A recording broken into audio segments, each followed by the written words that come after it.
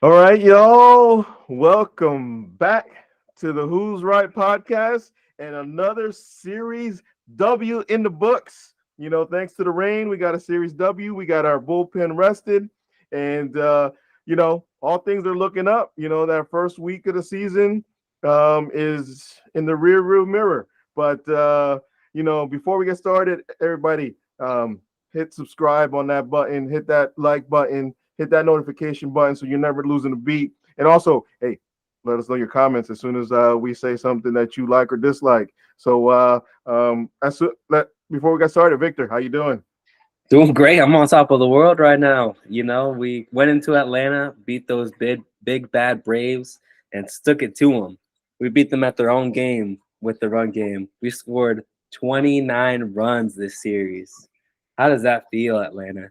And I don't know about you. I know that a lot of fans out there are pessimistic and saying that, oh, it was good that we won a series. We'll probably not win a game against them the rest of the year.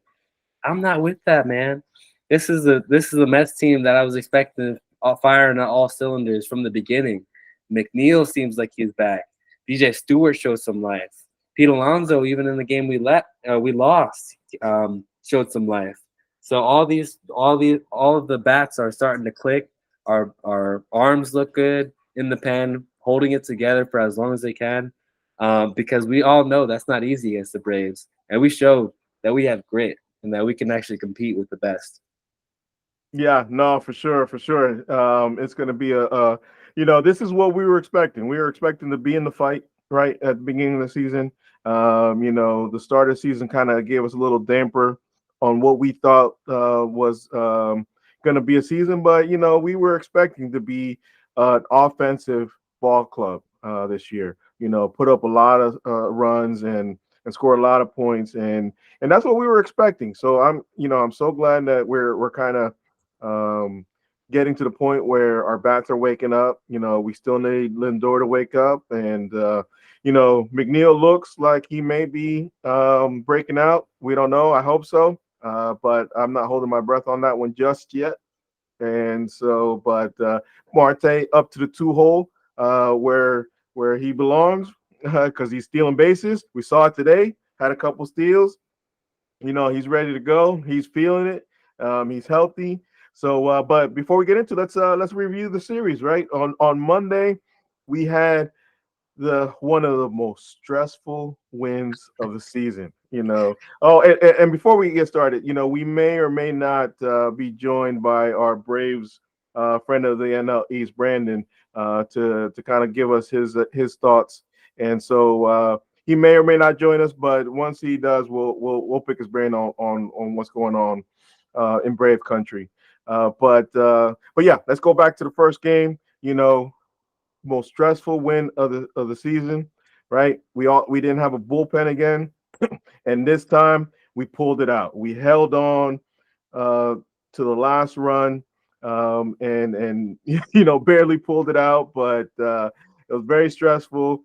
And that's what you got to do in these games. Luckily, we didn't have a whole bunch of games in a row because of the rain out yesterday, but that game we were without our top bullpen for that game again. So Yeah, feeling good about that. you got to go back to that because I mean, there was a time where Carlos Mendoza was interviewed and he said that we would be without our top pitchers in that game, which is a little dangerous, but I think it's also gutsy call, and maybe it's inexperience from his part. Maybe he didn't know. Not to mention that you don't have your top guys going into the game, but maybe he just trusted our bullpen that much as well, because it looked like he had, even though we were all at the edge of our seats, he wasn't giving a beat. He wasn't skipping anything. He trusted in Jorge Lopez to get those last three outs, and he was going to stick with them because we know that he used to close games and he was probably our best bet.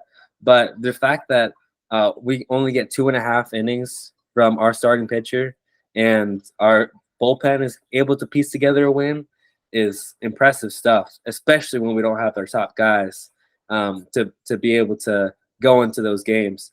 And that just shows how important it is for our bats to back up our bullpen because how like everything that we said this leading up to this point is our bullpen has kept us in games, our pitching has kept us in games, but the bats is what was lacking.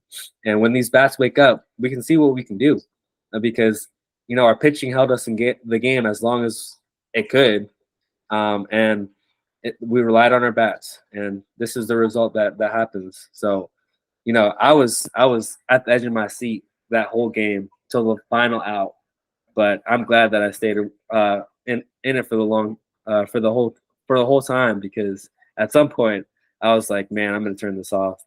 There's no way we're winning this game. It was Yeah. crazy. It was Yeah, crazy. no, for sure, for sure. And a quick side note on that game, you did mention it.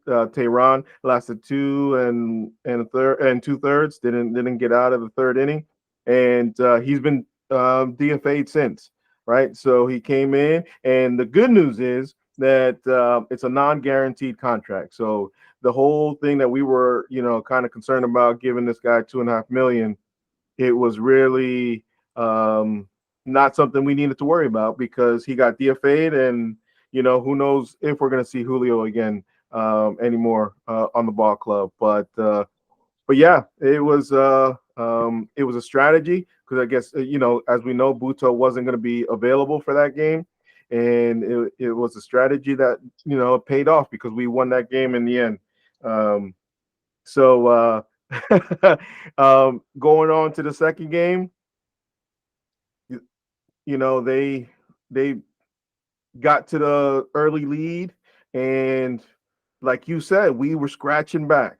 We came down to the ninth inning to have Pete at the plate with the go-ahead run to win us the game, and he just didn't come through.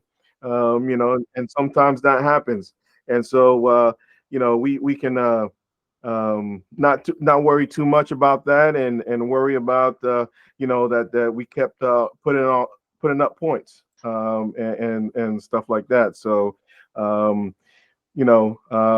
but before we continue on, we got our buddy Brandon coming on and letting us know how he feels about how his Braves are doing. Hey Brandon, how you doing? Hey, what's going on, guys? Doing good, doing good. We were just reviewing the series. We were on game 2, but yeah. So, just want to get your thoughts on game 1 and 2 so far. Let's see, man. It's hard to keep up because it's like all these weather delays and everything like that. So, game 1, yeah, that was Mets kind of came right out the gate, doing that, and then game 2, that's the one the Braves took, right? Yeah. They tried to give it away there at the end. So, but a pretty tight series those first couple of games, man. Yeah, no, for sure. Those first couple of games were nail biters. We just got done talking about the first game, that it was the most stressful win of the season for the Mets because we came at it with no bullpen and barely pulled it out. So Yeah, I tell you what, even in today's game, because of what the Braves were able to do and scaring us on Monday, you had the Keith and Ron in the booth, kind of when we were up 8-0, or sorry, when we were up by 8 runs, they were still like, I'm not going to say anything yet because this Braves team is good, and we've seen them climb back from eight runs back, and so you're never safe with those bats out there. And they gave us a heart attack in game 1, and game 2 they took the cake. They got out early, and we couldn't bite back. And it seemed like our bats were a little slow to wake up too. But man, Rafael Iglesias, is that how you say his name? yeah. He looked good, man. I think that was his first start, and he shut the door on the Mets. And it wasn't until after he came out that the Mets were able to start putting on some runs. But Oh no, you're talking about Ronaldo Lopez. Yeah, Rafael Iglesias is your closer. Yeah. But Ronaldo Lopez, he looked really good, man. And for a guy that's getting out there and getting his feet wet in the major leagues, it looks like you guys have something good on your hands. Well, Lopez, he's been around for a little bit. He ended up going over to the Angels, and the Angels and their infamous wisdom in knowing what to do with players, they stuck him in the bullpen, and he had some success in the bullpen. Honestly, took his fastball up a couple of ticks, so he was throwing 99, 100 out of the bullpen. But the Braves really saw him as a starter, and Lopez wants to start. So I think letting him as a pitcher, he's not trying to be a front of the rotation guy. The Braves have that covered. Just come in as the number 5 starter, stretch out, and go as long as you can. I think the Braves, until they, got the news about Strider, I think the plan was see how long Lopez can go. When he starts to run out of gas, throw him in the bullpen. But I don't think he's going to the bullpen anytime soon. Yeah. Talking about Strider, he was supposed to pitch today in the third game. And is the news official? Is Strider or they're still doing some checkups? Yeah, they haven't announced. As of right now, they haven't announced any official news, which is weird because most of the Braves beat guys were saying, maybe by Tuesday or Wednesday, they'd make an announcement. So the fact they haven't made an announcement, it's probably not good. It could mean that he's going through surgery right now as we speak. Sometimes the Braves like to announce that stuff after it already happens. And you guys know the Braves, they're not going to let anything leak. So they'll announce it on their terms when they want to. But all the assumptions are that he's at least done for this season. Okay. Yeah. So Alan Winans is the guy that pitched today, and he came up to most likely make a spot start, right? And we got out early on him, but a lot had to do with the Braves defense today. They weren't in tip-top shape. Harris making that misplay in center field is not a usual Harris play.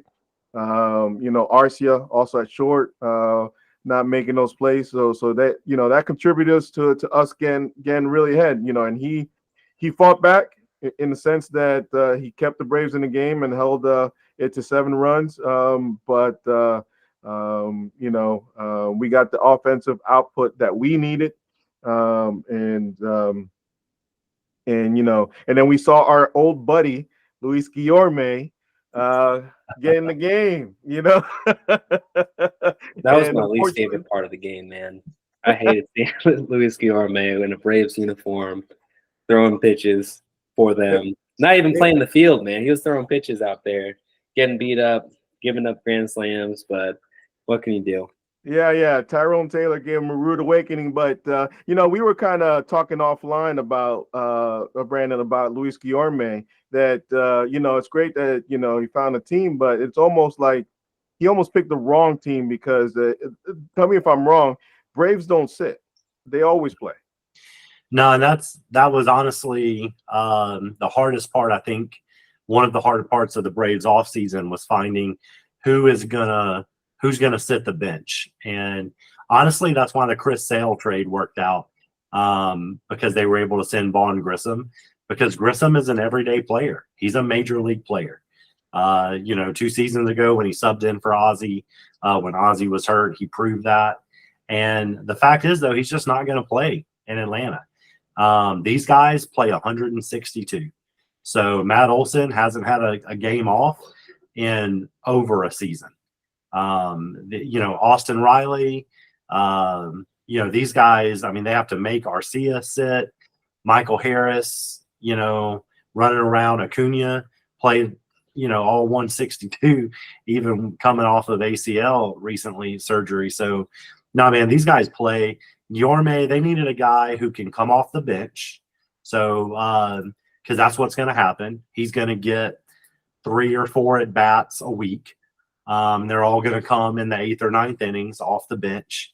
And then, if it's 9th inning or extra innings, he may be a defensive substitute. So he's just not – nobody's going to play it a lot. So they had Kevin Pillar last year.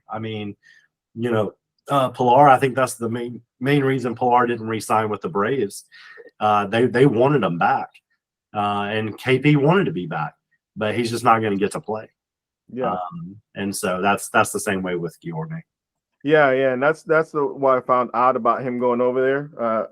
I think this was his first game all season to get into it, and it's it's a pitching assignment in a blowout game, and so it was weird to see Guillorme, and we all wish him the best, but I do think because the Braves play every game, it was the wrong team to because he's a young guy still, for him to go and ride the bench.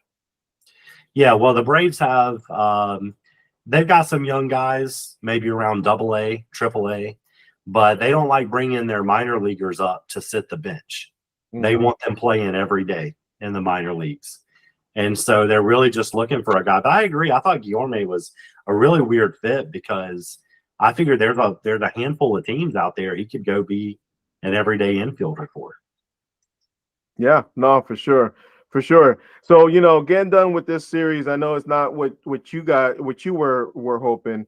We were, when it was a 4-game series, we were hoping for a 2-2 split. That was our hope. And this is not what you were hoping. What's your outlook right now with the whole Strider and the bullpen not living up to Brave standards and stuff like that? What's your outlook right now? Yeah, I think the bullpen's going to be fine. I actually look around like today. I think Michael Harris makes that play in the outfield, and Arcia doesn't kick the ball around. And I think it may be a totally different game. I think Winans didn't throw terrible. He settled down and gave the Braves what they needed, 5 innings. So they don't have to blow the bullpen because they're playing again tomorrow. So I don't know. I feel good, but I do think the Braves, with Strider going down so early in April, I think that depth, I mean, everyone's saying is the deepest rotation in baseball, but when your number one goes down, that's a lot of depth to lose at one time. So honestly, the bullpen's going to be fire. They're fine. I say with the Braves' reputation, chalk it up to a weird, the baseball gods were messing around in the infield and outfield today. Throw that game away defensively. And the real concern, though, is starting pitching. So you've got Charlie Morton, who's 40 years old. Now he's pitching like a 30-year-old, but he's 40 years old. You got Chris Sale, who hasn't had a full healthy season in 5 years. And you got Max Fried, who has looked like garbage the first couple of starts out. So if I'm the Braves, I'm not letting this thing go too long. You may go a couple more times through the rotation, and if things don't look if Fried doesn't look significantly better, I think you're going out trying to find anybody you can that can pitch 5 innings for you. Yeah, and I don't want to say that it was necessarily on the Atlanta's bullpen or their starters for not being able to keep them off the base paths. I think that's just the Mets are starting to wake up, and their bats are starting to produce more from what we were lacking to see in the first 5 games of the season. And we saw some of these guys, get some timely hits against the Braves, and that's what we were missing before, because we were always able to hit these guys up, but it was about getting the running man or getting the man in, and that's something that the Mets were able to do really well this series. But seeing Charlie Morton out there being 40 years old is still impressive to me because he's I think they were throwing out some statistics out there, and he's got like one of the most innings for a Braves pitcher behind Max Fried or something like that. And the way that he's able to still produce is really impressive. But I think that's just a testament to how well the Mets were able to fight and claw back into this one and make it a dogfight. because that's what we knew what it was going to be going into this series. It wasn't going to be our pitch. It wasn't going to be a pitching match every single time. It wasn't going to be a pitching duel. It was going to be about who's got the hotter bats at the time, and the Mets were just able to execute at some points. I remember throwing back to the first game when they threw in that young kid in that game. I forget. I think it was in the 7th inning. I can't remember his name, but the Mets were able to kind of bang him up a little bit, and that's where you saw DJ Stewart break out and get his first home run and start to execute on some of these things. But yeah, I think your bullpen's going to be all right. I don't know. All these guys, even with win-ins today, he was able to fight back, even though he gave up some early runs. And last thing I'll say on that is, the Braves went into the day with only giving up 2 errors, defensive errors, and then they left today giving out that same number and having 2 errors within the day. And that really hurts ball games when you're not able to when another team executes on that, because not only does it bring the morale down, but it also kind of like kills your pitcher in a sense. Well, and that's what I'm saying, Victor, because I think it's a different ball game if they make those plays in the first inning. Because you got a new pitcher making his first start of the season, came straight up from AAA, filling a spot start for Spencer Strider, and you got your defense kicking the ball around in the infield. And those are simple plays that get him out of the inning. And he only gives up, a couple of runs. And at that point, you settle down, and he did fine the rest of the game. I mean, he really did. And so it just makes you wonder if going into the 6th inning, if it's a 2-0 game or a 2-2 game, how differently that game ends up. And so because that for a pitcher making his first start, when your defense, and Winans, he's not a strikeout, he's not Strider. So he's going to get a lot of ground balls, he's going to get some weak contact. And so the defense just didn't show up. So I think that's an anomaly for the Braves. But you mentioned DJ Stewart. That's his name, right? DJ? Yeah. Dude, man, that dude cracks me up. And so I was like, who is this guy? And so I went and looked after the game today, and he's hitting 105 on the season with a 791 OPS. He's got, listen to this, he's got the 3rd, 4th highest OPS on the team, hitting 105. That's all because of this Brave series, man. He got his first hit as it was that home run on Monday night. Yeah, And then his only hits have been the 2 home runs in the Brave series. Yeah. What a time to do it, right? When you're able to execute on pitching, that's that's how you get your OPS up. He made it happen, man. I just saw that stat. I was like, who is this guy? What in the world is going on? But maybe this is my first time to catch up with you guys this season. So I got a couple of Mets guys I want to talk about. First of all, man, I'm super impressed with Beatty. I like this kid, man. And I liked him last year, but we were talking offline. You guys weren't too high on him last year. And I don't know what he ended up doing or not doing, but everything I see about this Kid Rock this season is exciting. Yeah. I've always believed in the kid, even since last year. I know that you don't believe me there, Brandon, but you remember last year when I drafted him in my fantasy draft and picked him up, believing that he was the 3rd baseman of the future. Yeah, but you didn't grab him this year. No, because he needed to prove himself a little bit. Okay. It's just like Jeff McNeil. Jeff McNeil, I still have faith in him, but he's riding my bench right now. Yeah. And we kind of talked about this offline with earlier today, Brandon, that Gary saw, everybody's been noticing that Beatty's playing with emotion this year. He's actually letting it out. He's actually playing like the quarterback of a football team, like he was in high school, right? You know, quarterback is probably one of the leaders in emotion on a football team, right? Um, Rallying the guys up and again the guys ready, and he's playing with that emotion this year. And Gary noticed that and said, you know, let me ask him. And he came on Tuesday's game and he talked about it. And Beatty said the clubhouse is a different clubhouse this year. And all he would say is that the clubhouse last year wasn't a place for all that. You know, take that with for what you will. But I take it that you know, this again is another dark mark on the Buck Showalter era. You know what I mean?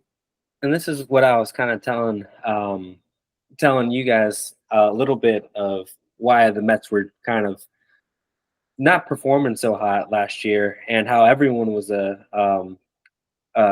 kind of affected by that too, because Beatty was a top 20 prospect going into last year. He was projected to do better than Francisco Alvarez did, than even Corbin Carroll last year.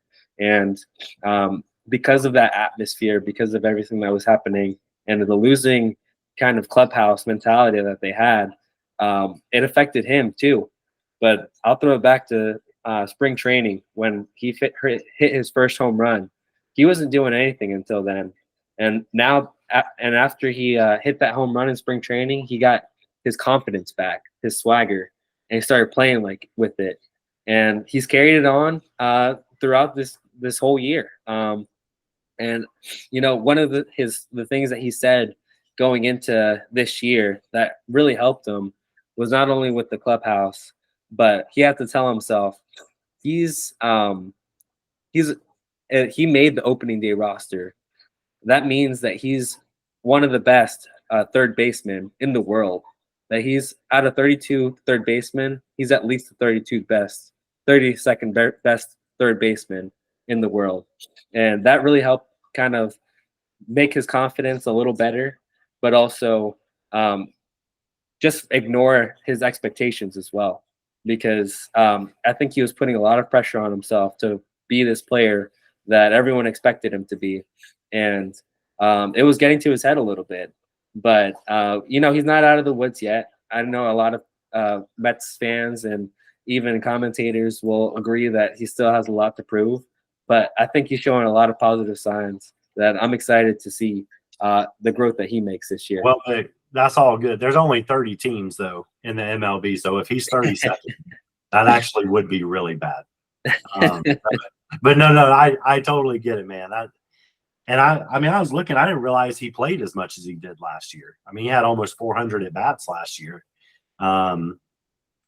Just the difference last year, you know, he finished the season hitting about 200, you know, right around the Mendoza line, had a little bit of pop, a dozen home runs, and, you know, some RBI. So for a non-achieving Mets team, that wasn't too bad. This year so far, just 45 ABs into the season, but he's hitting 311, and they're hitting him fifth, you know, which in my opinion is just as much of the cleanup spot as the 4-hole. So, man, impressive kid. Yeah, no, and he came up and played the 4-hole a couple games. So they've been riding him, you know, riding the hot bat, you know. But like the game today, and like Victor said, he's got to still prove himself because league's starting to make adjustments, right? You know, throwing him less fastballs and now more changeups, and he's got to make that adjustment because they're making the pitchers are making an adjustment. So he had a really good at bat towards the end of the game because he kept striking out on that changeup by Winans, you know. And towards the end of the game, he still recorded an out, but he stayed back on the ball. So he's starting to even make changes in the game. So yeah, really excited about Beatty. You know, well, it doesn't look like, Frankie, I mean, there's a little bit of pop there, but it doesn't look like he's going to live or die by the home run. It looks like maybe he's can spray the ball a little bit around the field. Any chance of him maybe because usually you want to get some of your power guys around 4 or 5. Any chance of him maybe moving up to the 2 hole to get on base for Pete to drive him in more? Well, no, because he's a slow guy.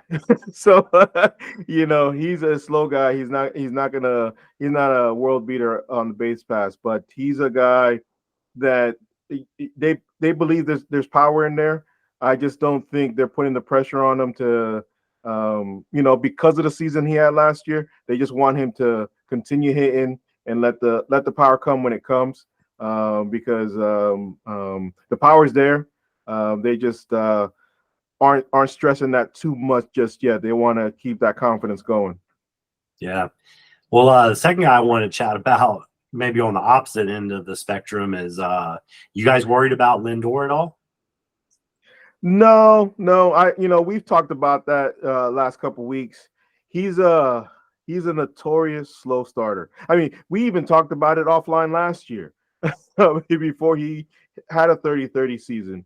Because I picked him up in fantasy thinking he was gonna light it up from the beginning, and that's how I kind of now understand that he's a notoriously slow starter, because now I've seen the book on him. April and May, it's going to be bad for him. It might not be as bad as it looks right now, because it looks really bad right now. I mean, I remember last year, middle of May, he was flirting with the Mendoza line.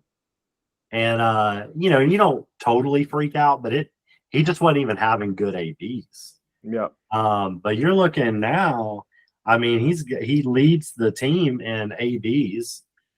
He's getting up to the plate, but man, he's hitting under 100 with a 379 OPS. Yeah. That is, I mean, I know we're only a couple of weeks in, but if that trend continues through the month of April, that is pretty hard. That seems a little more extreme than last year. Yeah, Brandon, and it's something that does concern you once you get later on into the season. One thing that we noticed that's attributed to him not having so much success is he's batting left-handed a lot more against a lot of these righties, and he doesn't seem to have that much success on the left side of the plate because he's got a different approach. So he's got more of a power kind of swing on the left side, which you know how it goes. It's a little bit more of a swing and miss. And so far, it's been a lot of miss. And we're just hoping, because when you look at his overall career stats, they're about the same from the left and the right side of the plate. He does a little bit better from the right side, but it's only maybe like I think he bats 311 on the, or it was like a 311 on the left side and then 318 on the right side of the plate. So it's not that big of a difference. And it's just going to take some time, but we have confidence that he's going to be able to put it back together. Just the question is how long. Yeah, why? I wonder, do they give Lindor the same trash they're always giving Ozzie in Atlanta of just knock off the switch hitting and just hit from whatever side your power's on, basically? Yeah, no. Well, and that's the funny part is that he's getting the same treatment because Ron Darling kind of mentioned it, but he usually breaks out of his slumps hitting right-handed because that's his natural side, and so but just like Albies, it's a very similar approach where when he's left-handed, that's Albies' power side.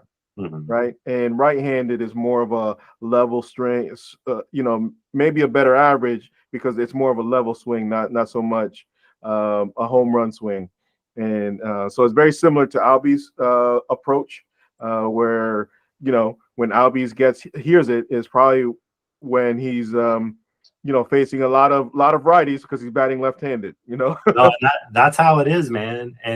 But last year, Ozzie, I mean, nobody mentioned it, but I mean, the dude hit 30 home runs and, had a heck of a year. MLB Network didn't even list him as a top 10 second baseman in the league, which tells you everything you need to know about their rankings.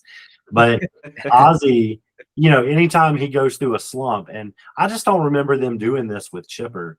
although Chipper, he didn't have many slumps throughout his career, but he had a couple. But I was just curious if because every time, man, if Ozzie hits a pretty bad slump from the left side, everybody starts asking Brian Snitker, has there been talk of having him just hit from the right side? You know. Yeah, no, and I'm glad that you mentioned Albies because we have a segment on the show where we like to go through the Mets killers, and Ozzy Albies looked like a Mets killer early on in this series. He's looking really good, batting from the left side of the plate.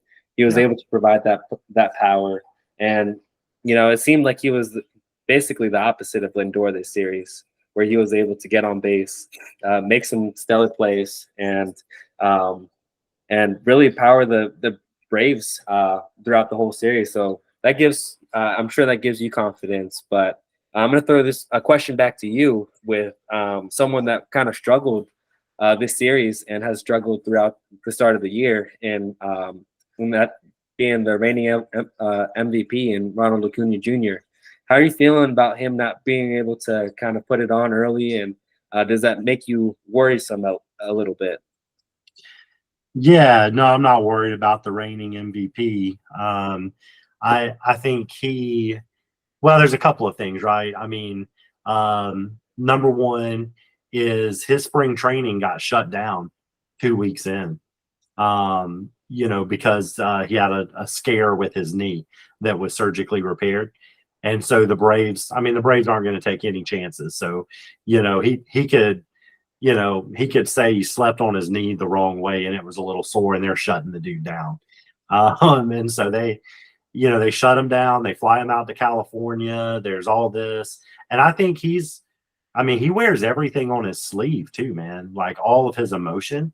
And so I think that scared him. I think it spooked him a little bit. And so I think there's a little bit of mentally getting back into it a little bit.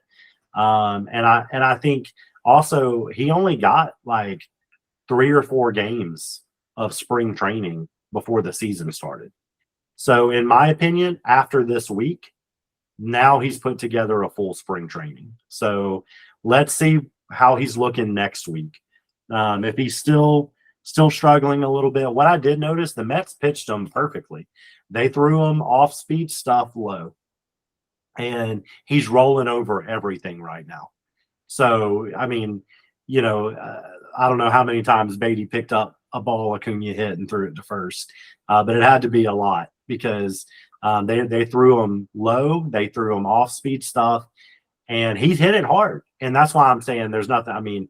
It's coming off 100 to 110 miles an hour off the bat. He's hitting it hard. He's just rolling over everything. And sometimes he gets in that. He got in one of those last year. And so I think he'll be fine, though, because, look, he's still hitting 232, 233 with 4 stolen bases. So the knee is fine. I think he's just still shaking the rust off from his unusual spring training. Well, let me just give you a little update. Luis Angel is tied him with 4 stolen bases. So the race is on for the brother competition on who's the better base stealer for this year. Well, let Ronnie get on base a little bit more. Because I think what was it, the Mets series that Acuna stole 3 bases in one game? Probably.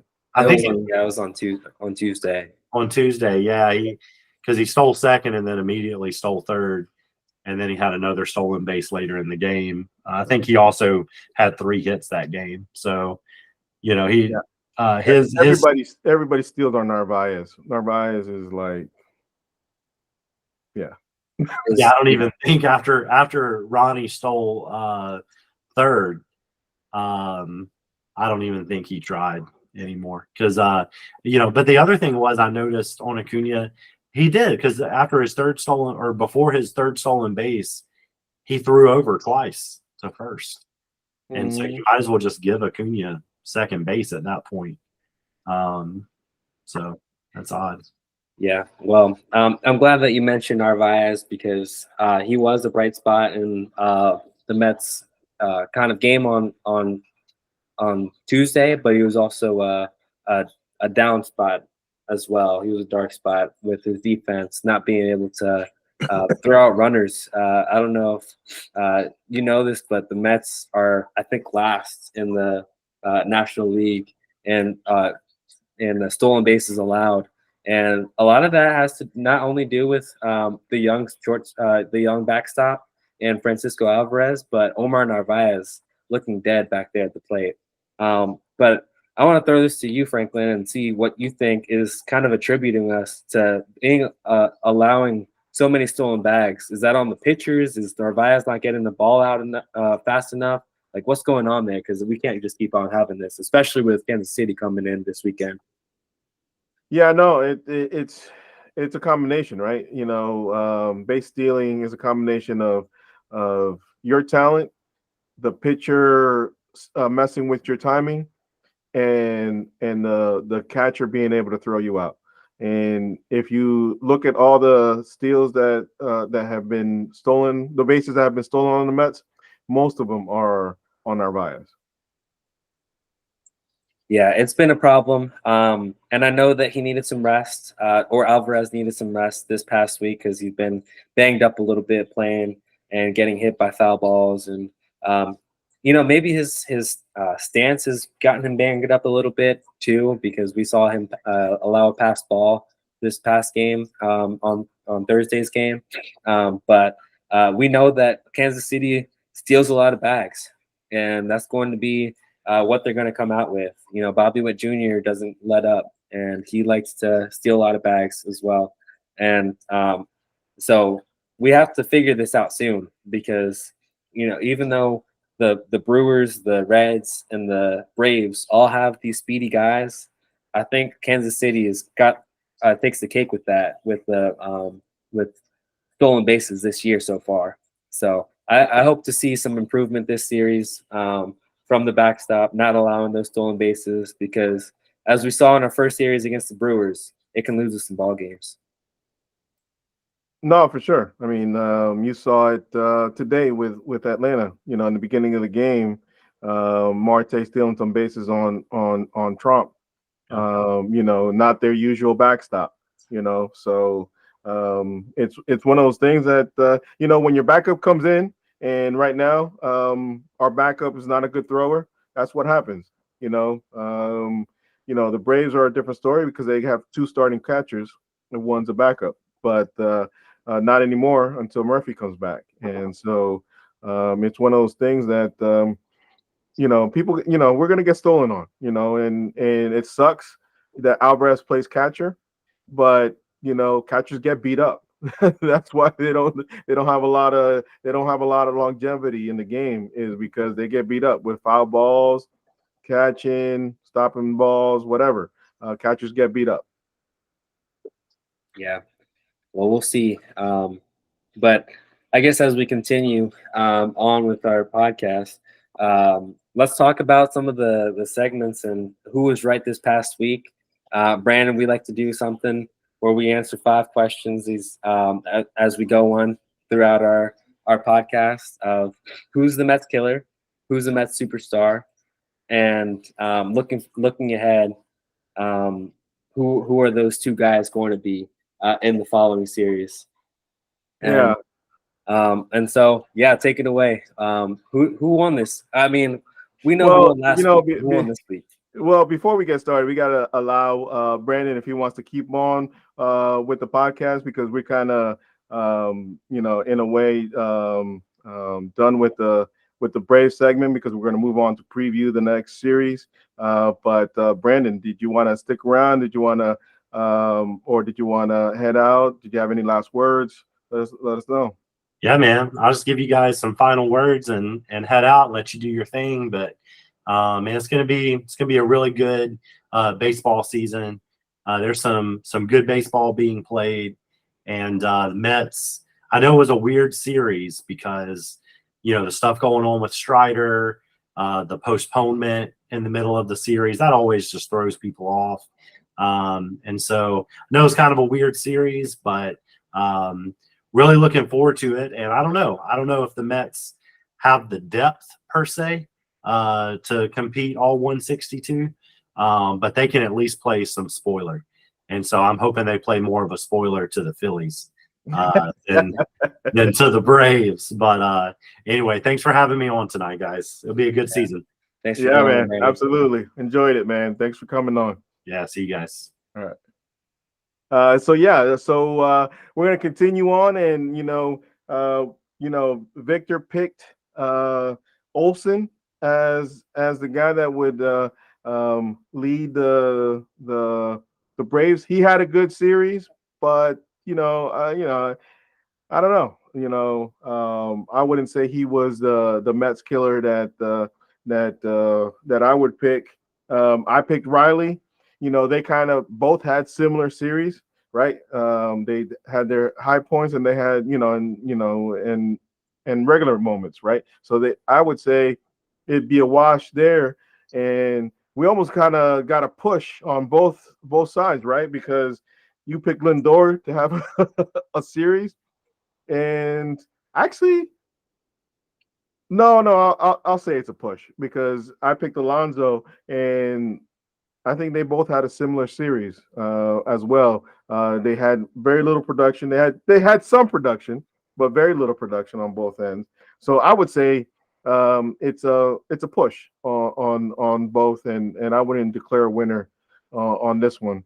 Yeah, no. I mean, like I said earlier, Ozzy Albies seemed to be like a shining star throughout the first game, and then Ronald Acuna with his stolen bags the second game, and then finally in this last game, the Braves didn't really have anybody that shined out. As you can't really have someone that shines out when you get blown out 16-4.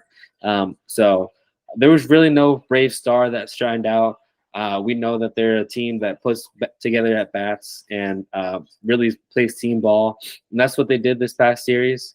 And so no one particularly stuck out, but I will say from the Mets standpoint, it seemed like Brandon Nimmo really stood out this series, and so none of us expected Brandon Nimmo to break out, but we really should have because he's starting to come into his own. We saw that in the last series, having a great series against the Reds, or not so great, but starting to feel more comfortable and to really break out this past game or this past series, especially on Monday night with a home run and driving in 4 runs. But as far as Francisco Alvarez, as Francisco Lindor and Pete Alonso, I mean, you could say Pete Alonso did better, but they both didn't contribute to a win. So we're gonna not count them this time around. Yeah, no, for sure. And so I would say it's a push on this one. So obviously 3 series to nothing and a push. Where'd you get that from, man? That's just how it is, man. No, we need an official scorekeeper because I'm pretty sure I won last week. With when your player, your star player pushes you to a win for that series, they automatically get the push. So exactly the push for this series. Exactly. no. So 2-1. We'll keep it 2-1. You got the first 2, I got the last one. But looking ahead, it's not going to be that way. And if you want to take your 3, then I might have to give it to you because, like I said, it'll be a clean sweep from the rest of the year. Oh man, young Padawan. Much to learn, young Padawan. Just much to learn just yet. So, but we'll leave it at that. We'll leave it at 2-1. We'll give you that one.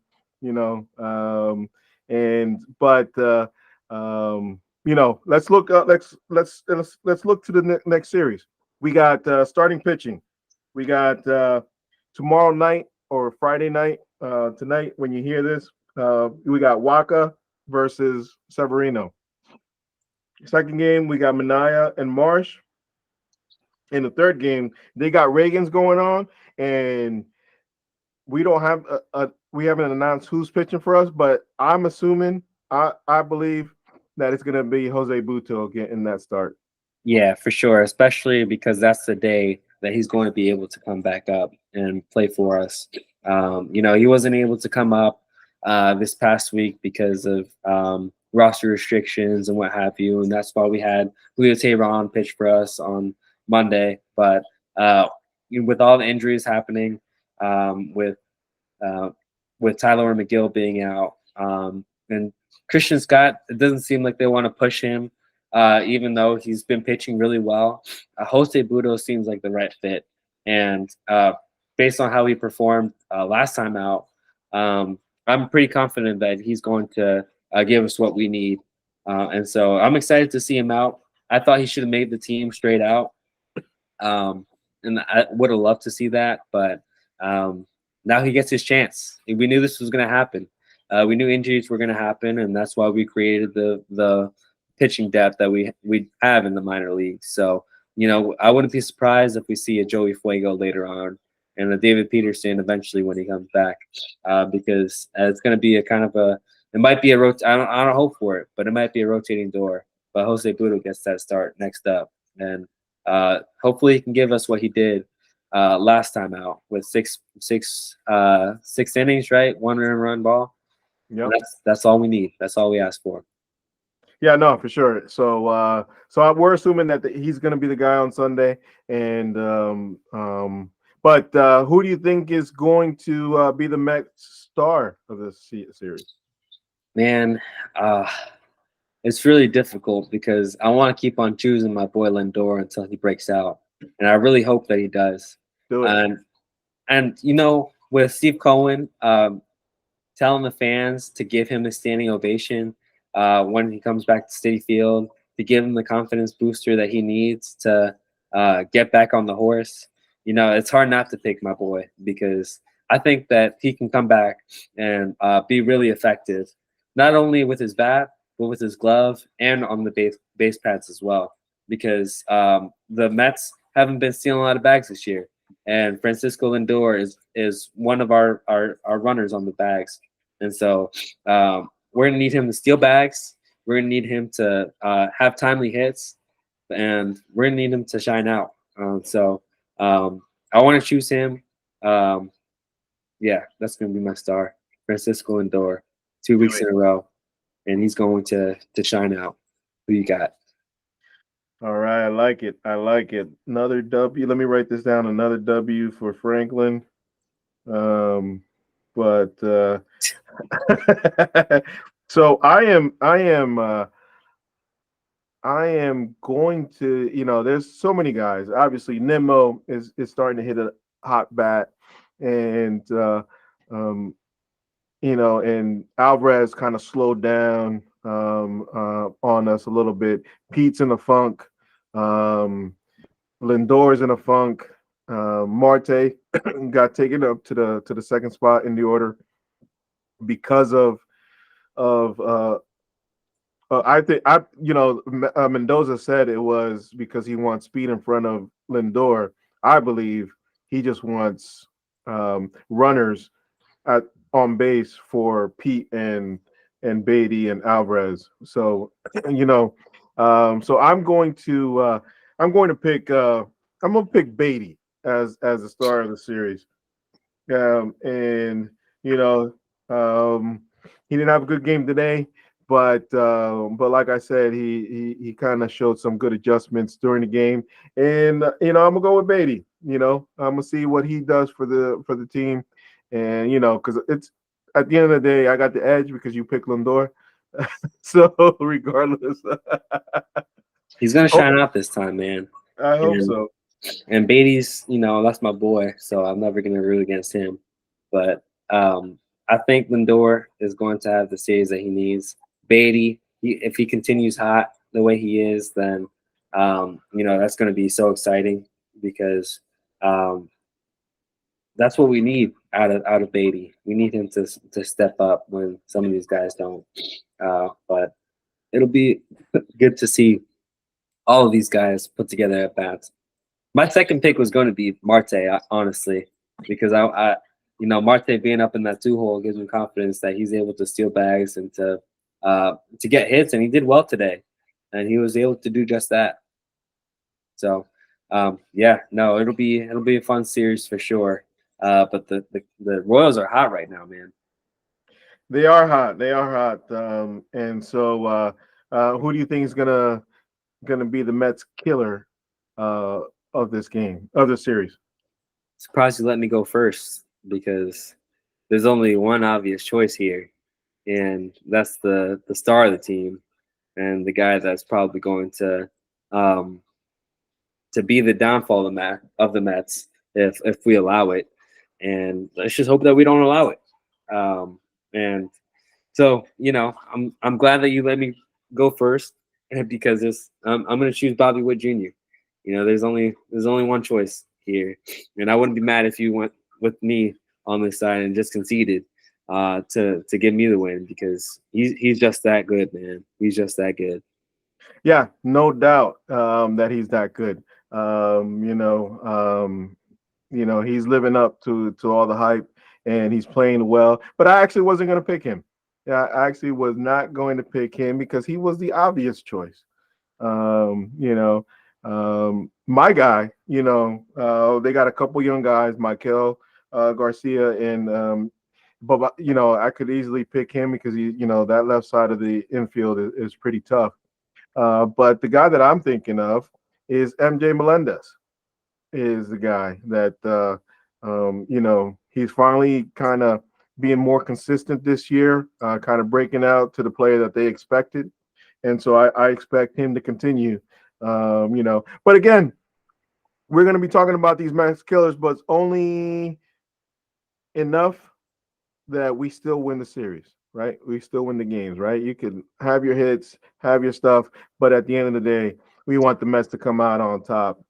So Melendez for me, win number 3 of the season, going to Franklin. I'm gonna just write it down, keep it going, and that's just how it is.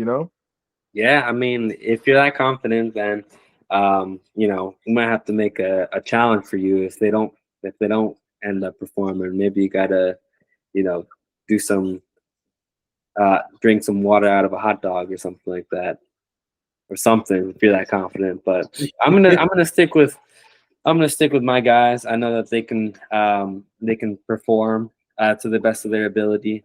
They're going to provide for their team. But again, I just hope, like you said, that Lindor outperforms Bobby Witt in this series because that's what it's going to come down to.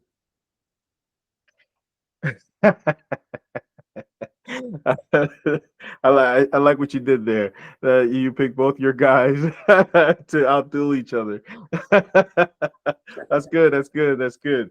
But everybody, let us know what you think. Who do you think is going to be the Mets star, the standout, and who do you think is going to be the Mets killer of this series? And but before we end it tonight, we want to get into some Mets news. So obviously we talked about it earlier. The Mets DFA'd Julio Teheran, non-guaranteed contract. Who knows if we're going to see him again? The 2 other pitchers that we DFA'd, Yohan Ramirez got traded today, became official. He got traded to Baltimore, and Michael Tompkin got traded to the Twins for cash consideration. So this was the fear, right? Unfortunately, because of the way the season started and we needed some pitching help, we kind of lost two kind of pitchers that we wanted to hold on to, but hopefully it doesn't bite us in the end. Yeah, I was upset when I saw the news about Yohan Ramirez today because he was a really valuable piece in our pen and provided a lot of valuable innings for us, especially early on when the Mets weren't able to kind of get back into the groove of things with their bats. And his last outing wasn't great. He gave up a couple of runs, but we can also say that that's not his fault because he might not have been supposed to be out there, but he took one for the team. And it seems like he's a team player. So Johan Ramirez will be missed. Not going to miss Michael Tompkins so much because, he was pretty bad while he was here at the Mets. But hopefully he gets together in Minnesota and he was able to put it together because I don't wish harm on him. He was good in spring training. He was able to pitch well. But Johan Ramirez, that guy will be missed for what he was able to do for the Mets in these couple of games that he's pitched. Yeah, no, for sure, for sure. That's the one that bothered me the most out of the two was losing Yohan Ramirez. Not so much because he was a great pitcher and all, because obviously, he was the last guy in the bullpen, but just because when we needed him, he kind of stuck it out. That eighth inning in Cincinnati, he threw 40 pitches and saved our bullpen. So, much respect and much love for Yohan Ramirez and hope for the best for him. But yeah, and in other news, we called up John Jay today, and that meant that we needed to put Senga on a 60-day IL. And so that he can't come back until the earliest, May 27th. But at the end of the day, we kind of expected that was the timeline. It was around, give or take a week or so, that he was going to come back around that time. And the interesting part about that is that David Peterson is also set to be coming around that time as well. So that's two pitchers that are going to be coming back around the same time for us. And who knows, and we also got McGill coming back soon. So our pitching might get stronger, and it's not looking too bad so far. Yeah, I'm not worried about it. And, we have the pitching depth to be able to keep us going until we get these guys back. It's going to be great when we do, but we don't want to rush them. I think this was the right move so that we can get more depth in our bullpen and also not worry about Kodai Senga coming and rushing back because we don't want – the last thing we want is for him to get hurt trying to get back on the field. And this way he can take his time. Maybe we can see him make some starts in the triple or more than one start in the AAA level because we knew he was going to pitch there already, but maybe he gets more time over there and is able to, work on his stuff and make sure that when he comes back that he's right. Because if you remember to last year, he was it took him a little bit to ramp up, and so maybe he can ramp up, down in the minor leagues while he gets ready, and not just come up because he's rushed and give up a whole bunch of runs and put some stress on that shoulder, which is not needed because we want him for the long run, not just for a few wins. Yeah, no, for sure. So, I think we're set up. Now that our bats are a little awake, I think we're set up for the long haul and have an exciting season. But before we get out of here, the last topic we want to hit is the City Connect uniforms are coming out, I believe, tomorrow or today when you're hearing this. And It's next week, the 14th. it's next week, the 26th? Or 14th. 14th. Oh, yes, the 19th. Sorry, you're right. Or the 19th. 19th. Sorry. I'm already on the 19th. I for some reason, I thought tomorrow was the 19th. I'm getting all excited here. The City Connects, they had a little teaser out there where the Mets logo flashed purple. What do you think? It made me nervous, man, because the last thing we want is some purple jerseys.